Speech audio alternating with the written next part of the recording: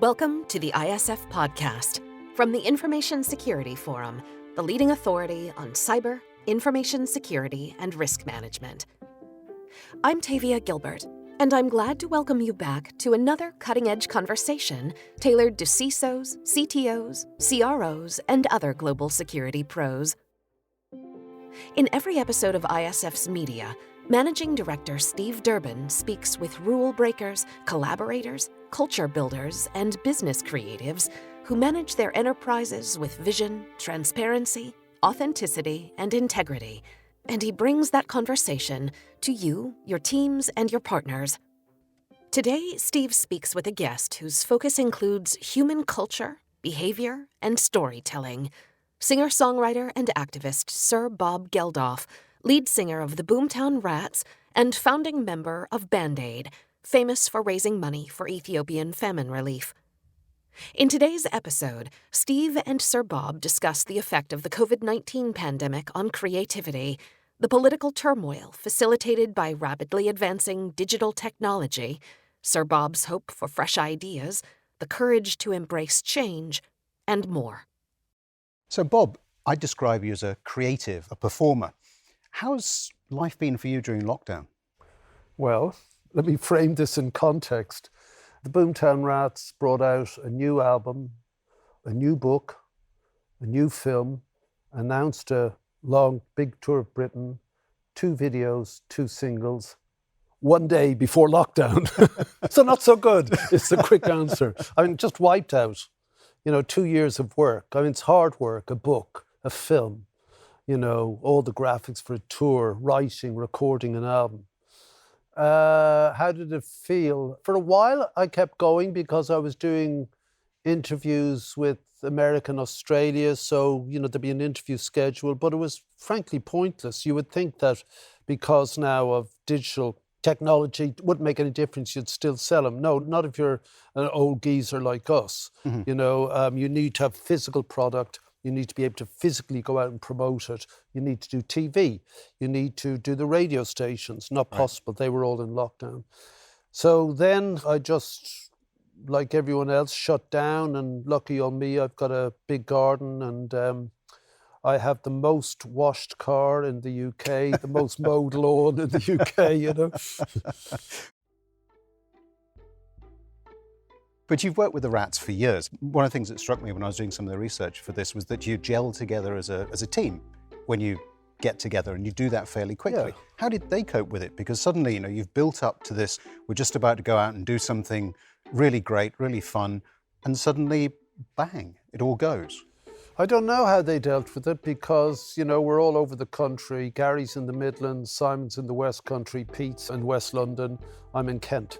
But what we did do was, again, fantastic new technology. We were able to make 2 separate videos just with our phones and cameras, sending them up to a mate who assembled them all. And I wrote out what it should be, and then he assembled it all. And, what would have taken us 2 days and thousands of pounds in the past and endless reproductions, gets done like that. So we were able to do that. And to your point, I could actually write songs if I felt like it, send them up to the guys and say, I'd go, can the guitar riff is ding-a-ling-a-ling, or play it myself and ask the guitar player to add and embellish it. And you can mix and do all that stuff. But I just wasn't in the mood. I think like most people, I zoned out and thoroughly enjoyed the most gorgeous spring, I hadn't lived in spring since I suppose I was a child. I don't remember spring, and it was so beautiful, so perfect. And as I said, I've got a big garden. Plus I had the kids and the husbands down and staying. And that was nice, we didn't get on each other's nerves. We did stuff like we had an outdoor cinema because the summer became better than the spring in terms of weather. It was really great. And it is a sort of, I thought, this sort of lacuna moment in a life where you look back and say, that was really, for me, quite magical. Mm-hmm. Having said that, perfectly aware I don't live on the 18th floor with 1 bedroom and 3 children. I just got lucky. Right. And you mentioned this use of digital technology. I mean, everybody's using that, right? We've all been forced into it from the perspective of lockdown. That's how, certainly, if I look at the ISF, we've managed to keep people together, interestingly. I'm interested in your thoughts on technology. So, I've heard you talk about the fact that technology is all pervasive. Tell me a little bit about your views more deeply, though. Is it a force for good? Do you see it as something that is for evil? Is it somewhere in between? Where do you really sit in terms of the way that we as society have adopted technology, almost like a third arm? This is the most significant instrument of change in human history. No question. So, as I say, change can be good or bad. And it's tilting towards the bad in the balance. There is no great virtue in being able to talk to people instantly. There's no great virtue in talking to your actual friends and then having thousands of pretend friends.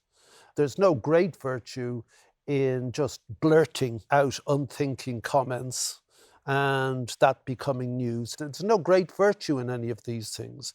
There is a great possibility which those who wrote the codes regret now that hasn't been realized. And it has become essentially slave to a newer economy, but no one quite understands how that economy functions.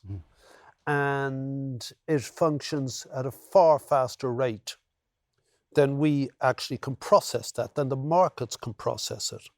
And that leads to collapse. And the human consequence of that is instability, war, chaos, all those things. We've seen that permanently, though, over the last X years, like at least a decade of this.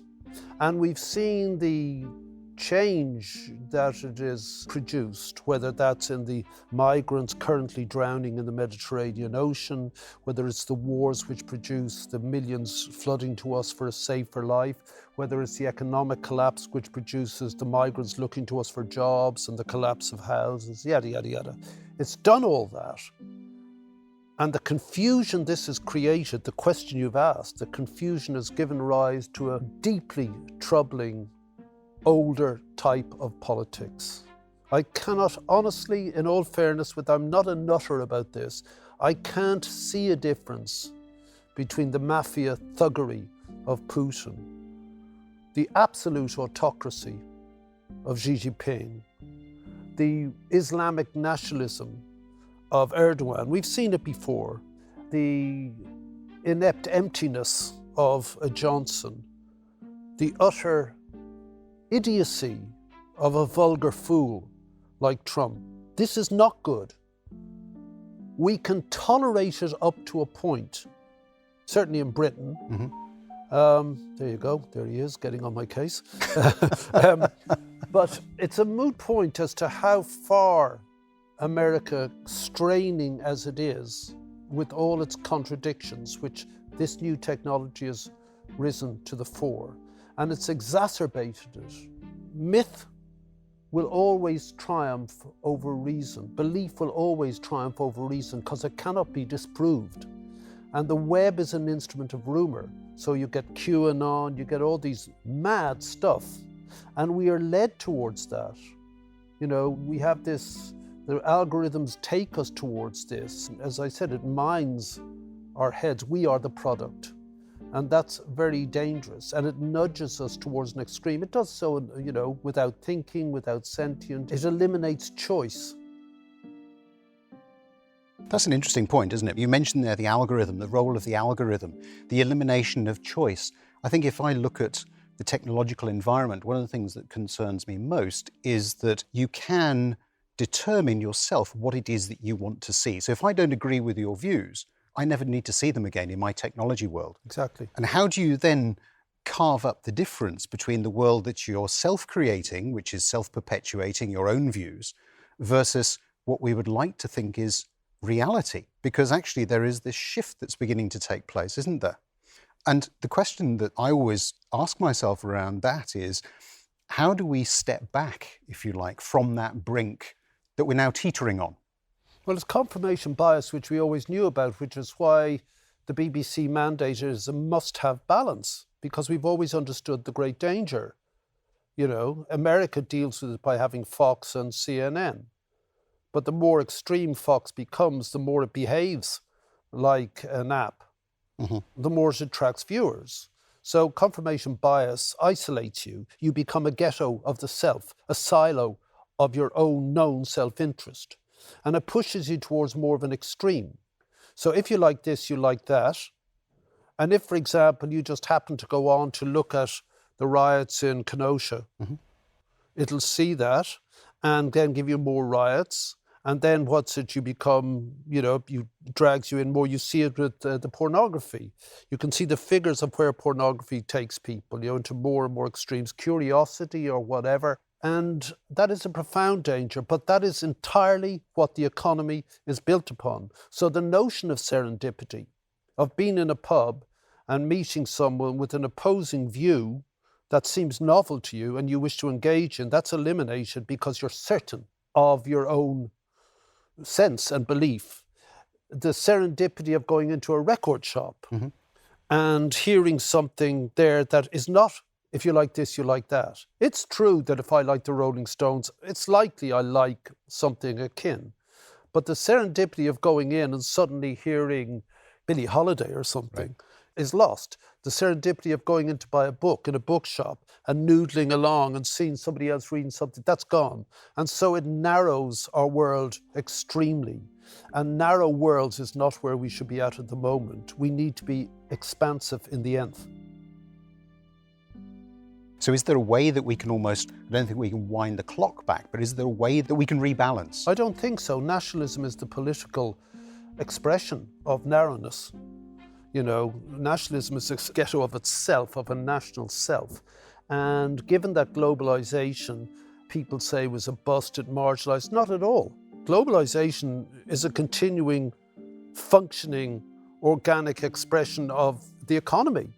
And because of the connectivity of the world, not least through the internet, it will continue. But we rebel against it and think it's doing us great harm. I mean, you know, the epiphenomenon. You know, globalization is the singular economic event of our time, and the epiphenomenon of that are the populist parties, stagnant wages, unemployed millions, the technocratic and surveillance state. And that gives rise to all the political upset we have at the moment, the populist parties that rail against this planetary swirl of people, capital and ideas, because they're afraid. And it needs to be exactly the opposite. Right. It needs to be a period of deep understanding and tolerance and expansiveness as ever, or else.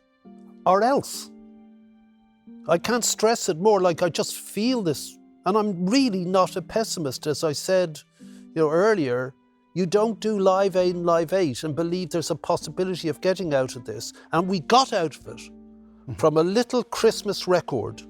We were able to write the agenda for the world's most powerful leaders and get them to agree. Took 20 years, but what's that? So that system worked for that time. It cannot work for now. We've seen that. It will not work for now. And the philosophies that guide it are inappropriate. There just isn't a philosophy or an understanding, a political understanding of what this world is. And so you get the strong man, who is in fact utterly weak. Authority tends towards authoritarianism. Authoritarianism is autocracy. It will always fail because it can't allow individuals to be free, which is what they ultimately want. Ultimately. Again, it's a very interesting point you make there. I was talking earlier on today to Dame Inga Beale, who was making the point that from her perspective, she sees the role of the business leader as having to emerge and morph more into I thought that overall I thought leadership. that for a while. I thought that's the only place to go. It's the only institution, if you like. You know, as Christian churches become more and more nuttier in the United States, where the established religions just really aren't believed anymore. It's the great secular religion of science, which, you know, the benefit of science is you can believe it or not, but science will always be true, you know. So I thought business must, that's it. That must be where it's going. But seriously, Zuckerberg, Jack Ma, you know, Bill Gates understood that. Bill got out. I mean, I know Bill worked with him.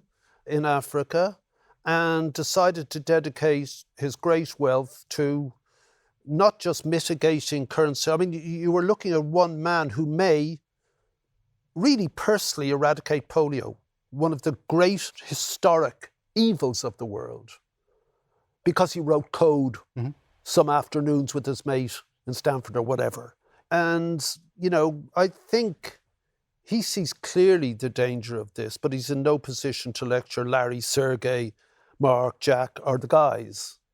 I'm not even sure he's interested. But he does, occasionally issue a warning. So that's from inside the tent. Mm-hmm.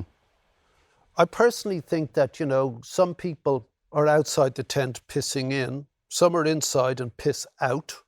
Boris Johnson, basically, and the rest of us.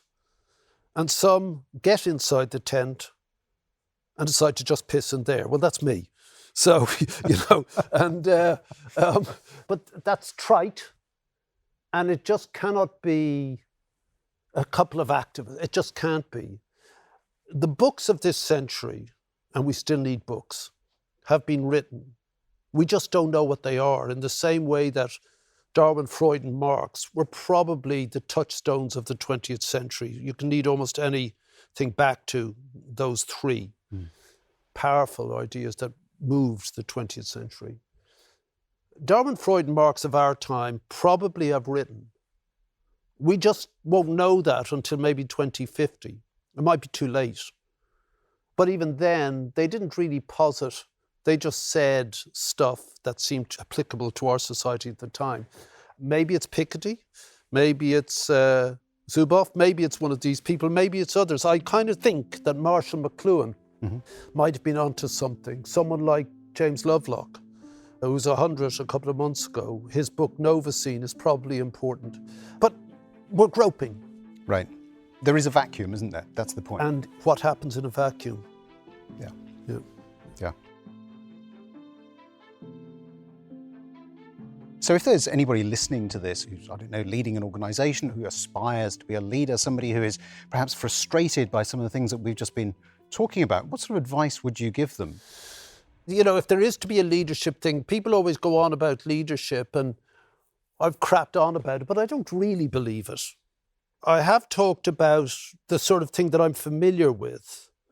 Given my background, and I had no choice, I didn't do any work in school, and I felt I wasn't in any way interested in, we were a big sporting school, wasn't interested in, anything to do with the school. And there was no one at home to make me do any work, so I read. Mm-hmm.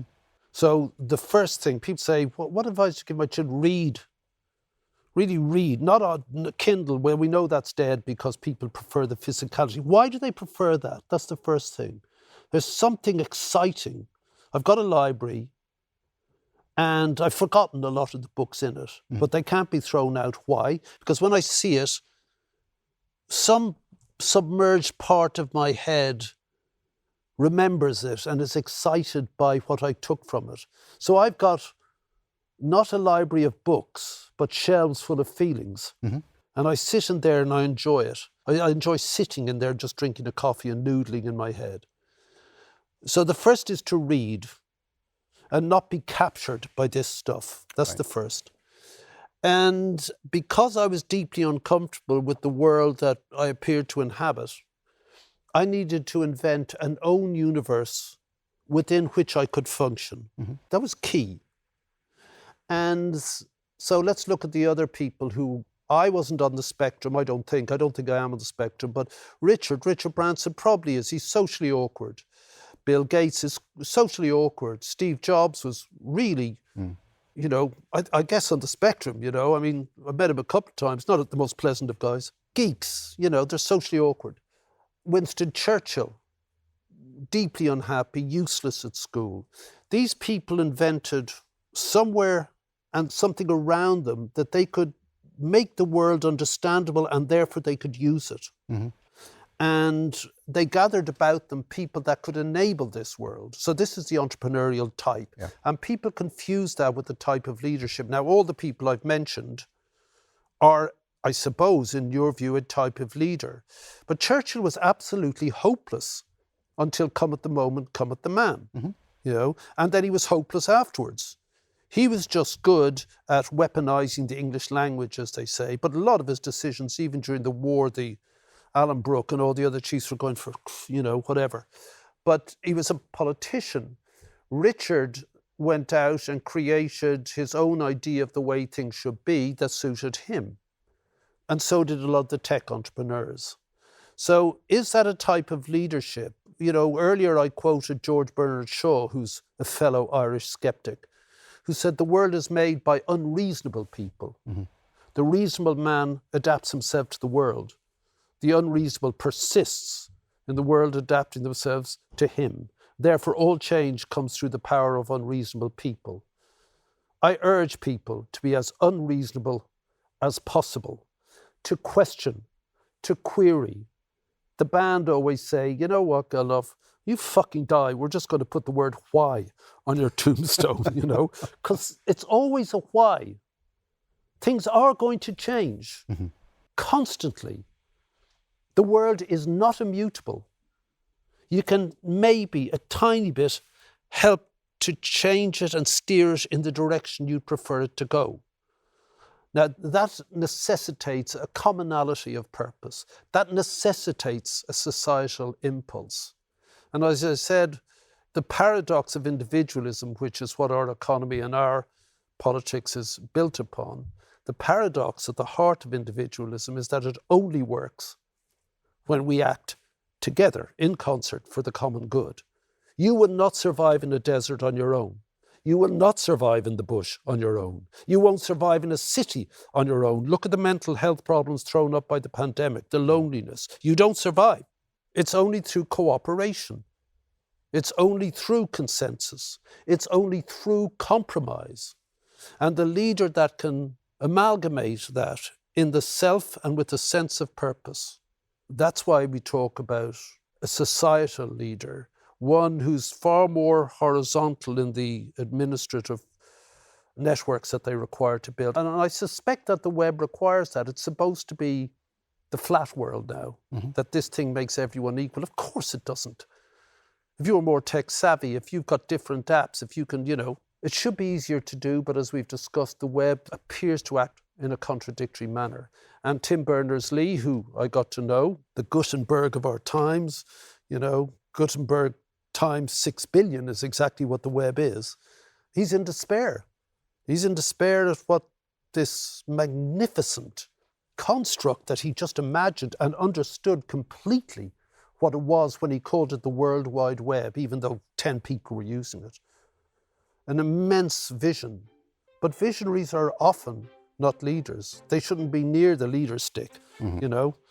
You see what happens when they get their hands on it. And for me, leadership or taking a stand, driving something forward is exceptionally difficult to do on your own. And I think the real art in there is identifying that you cannot do it on your own.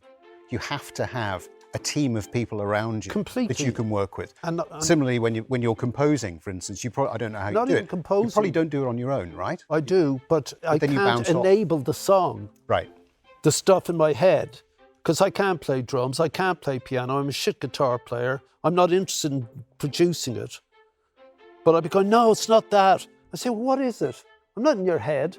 You know, I say, no, not niddle, niddle, it's needle, needle, needle, you know, stuff like that, or no, bring that up, bring that up. That's how it goes. But go back even further.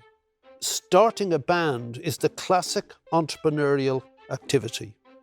You know, I wasn't writing songs. Well, I had when I was a kid, wrote loads of stuff, but I never expected to be in a band. I had no ambition to be in a band. I never, you know, it just came. I went to the pub one night and two of the guys from down the road were saying, okay, we'll do it. The Boomtown Rats would never, ever have worked had we not written the songs, one. The necessity of writing the songs meant that I had to have a really great drummer. Right. No band that you listen to has got a crap drummer, none, okay? Or a machine that does it, okay? I really hear piano, got to have a great piano. I'm crap at guitar, let's do that. We want to be like the Rolling Stones, let's get a great rhythm. And so the band coheres around one character largely, that they all agree, without saying it, without stating it, but instinctively and intuitively, what Colin Wilson called in his 1960s book 1 in 5. Out of every group of 5, 1 will emerge organically, and the other 4 will allow that person to take the group forward until such time as they are redundant and don't know where to go, and then they'll get rid of them and somebody else will step forward. That's how we all work. That's how a band works. Bands break up. And the only reason they don't break up is because they have to sit down and really trash out a lot of their personal problems, their rivalries and things. So the great bands who've survived, the Rolling Stones, famously we know about Mick and Keith not standing each other, but having to be together, because that's the only way they can write. We know about the Sweet and Sour of John and Paul, you know, all of this. So that's it. You have to sit down and negotiate a future. And so any entrepreneurial activity is like that. You know, Bill Gates without Paul Allen, Steve Jobs without Wozniak, you know, and gathering others around them. It always starts at that. It's always a group, and the group will find someone. But what we've got now are blowhards and buffoons, people who scramble up the greasy pole through armies, through thugs, through thuggery or whatever, or through bombast, or through new media, or through lies, or through wealth. You know, not good. And your thoughts for the future? You said earlier you don't want to be viewed as being a pessimist. You know, you do have some optimistic perspectives. What is your hope for the future? It's not a hope for the future. I'd love to see how it turns out, but then if I was around to see how it turns out, I'd want to see how it turns out next. What next? So we're human, profoundly flawed. There are so many of us. We require massive stability. Our cultures bash up against each other. The historical cultural past of borders and religions, they bash up against each other. We will have to go through a great period of turbulence where this ameliorates itself. We are currently using up the planet very, very quickly. We are in an extinction moment of at least 75% of the known species on the planet. Well, that's the end of us, even if we're not included in that. We could be in a transitional moment. You know, this is where you get all weird about where humans go. Professor Lovelock, who was the NASA scientist dealing with chemicals on the moon before the lads went there, then dealing with the Martian chemicals in their atmosphere, then turned his attention to Earth and found the ozone layer predicted was there, got CFCs cancelled. He's the proponent of the Gaia theory of how the world functions, a singular self-functioning organism. He thinks that we'd either go the way of the world, evolution will just shiver like we're a pandemic and get rid of us, or he thinks we're very far on the road to a new form of life which is just as organic but essentially informational and electronic, and we're just the progenitors of that. They're next. They'll be benign towards us, that sort of thing, which sounds bonkers, except this guy is pretty cool. He's got a lot right so far. So maybe that's going to happen. Thanks, don't want to be around for that. Or maybe it's the same old, same old. Maybe it is moments of great technological change that tear down the elites and their sense that their political systems and therefore their economic systems. And that leads to war. It leads to loss of income, loss of homes, great societal confusion. And that leads to bloodletting. Why we do that, I've no idea. But it's almost like, oh, to hell with it, let's get on with it. And it bursts out, and millions are dead. And then we try, what have we done? And we try to reassemble ourselves coherently. And then we go again. It's not mad to say that. It happened with the move from feudal to industrial period with the steam engine, the European Napoleonic Wars. The Napoleonic Wars happened because society blew up because of this new economy, and a dictator arrived, a genius, Napoleon, who tried to impose order across everything and a new politics, which was required. The old order tried to reassert itself. It came to a head with the new technologies of electricity and the internal combustion, a great cultural suicide, millions upon millions of boys and girls dead. And that followed. And then a great economic collapse, a great pandemic, led to the rise of a brute again. Also understandable when you see it. One man positing a direction. Say it's simple, it's this way. Mad ideas of idealism. The one good thing about Trump is he doesn't have a fucking ideal in his head, except me, So I can't see us not repeating this. Russia goes back to a Tsar. Mm-hmm. China goes back to an emperor. Turkey goes back to the Ottoman emperors. And I suspect that the only thing that is for certain is that it will change, and we'll just have to wait to see what it is. So long as it's literally not a revolution, right? Just revolving around the same old. Are we doomed to this? Are we so narrow? Are we so limited to think afresh and anew? To not be afraid of change, rather to encourage it. Not to let it run rampant, but to identify the thing that I say. A change can be good or bad, but it's only good when it meets the needs of and is balanced by the requirements of society. So the need of society for something like technology, information technology, is clearly there.